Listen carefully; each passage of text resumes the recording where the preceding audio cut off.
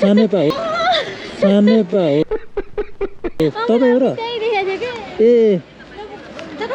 चढ्नु म त के भन्छ यता देखाइरहेको थियो लोकेसन त्यही भएर यता आएको हुन्छ हुन्छ म फेरि बाटोमा सोध्यो भने पठाऊ भन्दै हिँड्छ भन्नु छ भनेर ए भित्र त आयो यहाँ बाटो छ कि छैन छ होला होइन टिटी टिटी गर्दै जाने आउनु पाउँछ र यहाँबाट सिधै अच्छा 400 किलोमिटर आज 400 भनेपछि कहाँबाट आउनुभयो कता हो यो जामा भने जालाबा त भन्नुभयो भने नि जामा नै हो ए भइसक्यो के भन्छ इन्टरभ्यू पास भइसक्यो र ए भर्खर भयो त केही थाहा हुँदैन हौ अर्को महिना जस सबजना त्यही पिकनिक हाम्रो साथीहरू नि त्यही स्टुडेन्टको लागि पढिरहेको थियो पिकनिकै गइरहेछ भने सबजना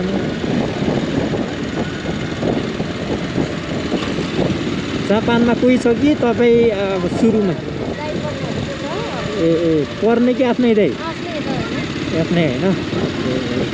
सेनपाई हो क्या सेनपाईहरू चिनेकै हो ए जापानमा आफ्नो मान्छे भने सजिलै हुँदो रहेछ नत्र गाह्रो सुरुमा आफैले गएर सबै गर्ने हो भने कामसाम खोज्नलाई नि लास्टै गाह्रो भाजै हुँदैन अझ फेरि हाम्रो नेपालीको बानी यहीँ भन्दा नि उतै गएर पढ्ने भन्ने हुन्छ 400 किलोमिटर हिजो जानुभयो कि आजै हो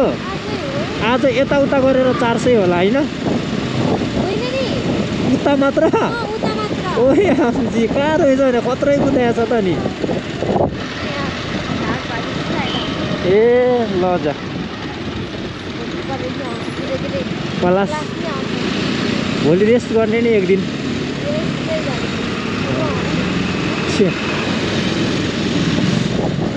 कोही नआयो भने त के पढाउँछ त नि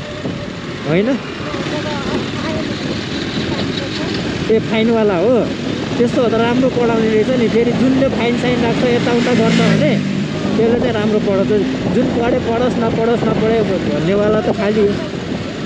मतलबै हुँदैन सिधै होइन त क्याब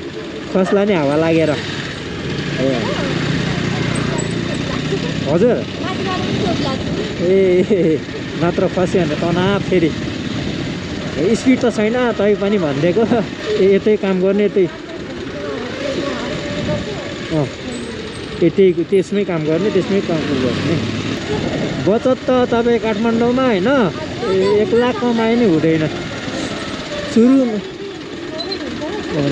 40-50 हजार कमाएर त बस्न त यहाँ त खालि यहीँ रोक्नु टर्निङ हुन्छ कि उतापट्टि रोक्दिउँ त्यो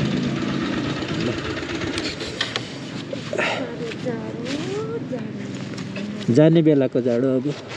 त्यस्तो धेरै हुँदैन